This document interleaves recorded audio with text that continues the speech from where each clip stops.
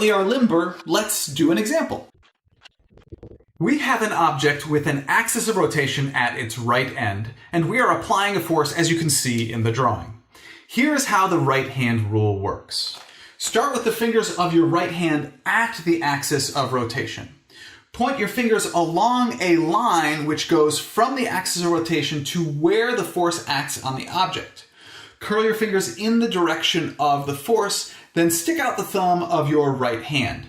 Your right thumb indicates the direction of the torque. In this particular case, that is out of the board, and out of the board is considered to be positive. For this next example, I have only changed the direction of the force applied to the object. Billy, please determine the direction of the torque in this example. Okay, I start with the fingers of my right hand at the axis of rotation. Point my fingers toward where the force acts on the object and curl my fingers in the direction of the force and stick out my right thumb. My thumb is pointing this way, which corresponds to into the board, which must be negative, right?